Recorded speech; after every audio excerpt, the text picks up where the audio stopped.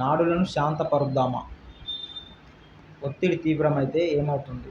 నాడీ వ్యవస్థ అతిగా స్పందిస్తుంది, మనసును ఉద్రిక్తంగా మారుస్తుంది, శరీరం విశ్రాంతిని కోల్పోతుంది. మరి నాడుల స్పందనను నెమ్మదింపజేసేందుకు ఏం చేయాలి?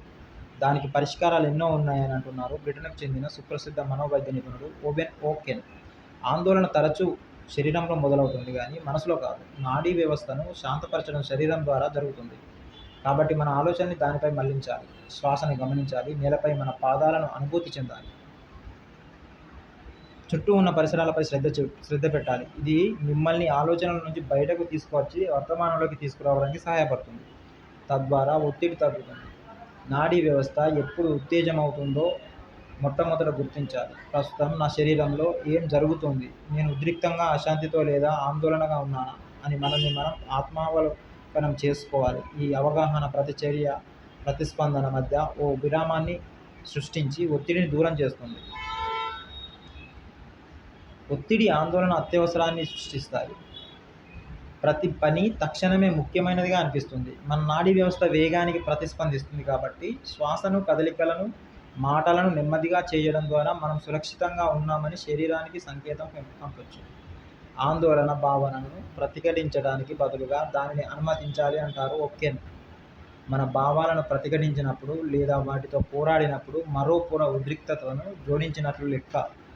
ఆందోళనకు అడ్డుపడకుండా ఉంటే అది అంతర్గత సంఘర్షణను తగ్గిస్తుంది, నాడీ వ్యవస్థ కుదుట పడడానికి సహాయపడుతుంది. ఒత్తిడి చక్రాన్ని ముందుగానే నిలువరించాలి. మనం తీసుకునే చిన్న విరామం కూడా ఈ చక్రం తీవ్రం కాకుండా ఆపగలదు. ఒత్తిడి సంకేతాలను ఎంత ముందుగా గమనిస్తే స్పందన అంత సులువవుతుంది. రోజులో సురక్షితమైన క్షణాలను సృష్టించుకోండి. మన నాడీ వ్యవస్థ నిరంతరం సంకేతాల కోసం వెతుకుతూ ఉంటుంది. ఏ విధమైన ఆటంకాలు లేకుండా కొద్దిసేపు నడవడం, కొన్ని నిమిషాలు నిశ్శబ్దంగా కూర్చోవడం, నిరంతర సమాచార ప్రసారానికి దూరంగా ఉండడం క్రమం తప్పకుండా చేసినప్పుడు చిన్న విరామాలు కూడా ఆందోళన నుంచి ఉపశమనానికి తోడ్పడతాయి. ఒత్తిడిలో ఓ సాధారణ ధోరణి ఏమిటంటే మనం అనుకున్న రీతిలో దాన్ని పరిష్కరించాలనుకోవడం. కానీ ఇది తరచుగా మరింత ఒత్తిడిని సృష్టించగలదు. ఆందోళన అనేది మానవ సహజమని, దాన్ని పూర్తిగా తొలగించాల్సిన అవసరం లేదని ఓవెన్ నొక్కి చెబుతున్నారు. ముప్పును పసిగట్టినప్పుడు శరీరం సహజంగానే పోరాడమైన చేస్తుంది లేదా పలాయన మార్గాన్ని ఎంచుకుంటుంది. ఆ సమయంలో గుండె వేగంగా కొట్టుకోవడం, వేగవంతమైన శ్వాస, కండరాలు బిగువుగా మారడం, అప్రమత్తం కావడం లాంటివి ఉండొచ్చు. ఈ క్రియలన్నీ మనల్ని మనం రక్షించుకోవడానికి ఉద్దేశించినవి. కానీ సమస్య ఏమిటంటే మన నాడీ వ్యవస్థ వాస్తవ ప్రమాదానికి, ఆందోళనకరమైన ఆలోచనలకు మధ్య తేడాను ఎల్లప్పుడూ గుర్తించదు. కాబట్టి రోజువారీ ఒత్తిడి కూడా పోరాటం లేదా పలాయనం ప్రతిస్పందనను ప్రేరేపించవచ్చు.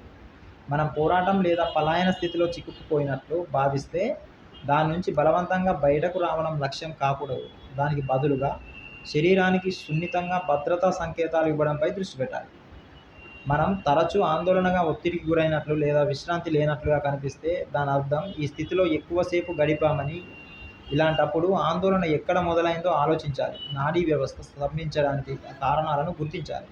నాడీ వ్యవస్థను నియంత్రించుకోవాలి అంటే మన శరీరం ప్రశాంతంగా ఉండడానికి తగినంత సురక్షితంగా భావించేలా సహాయపడాలి.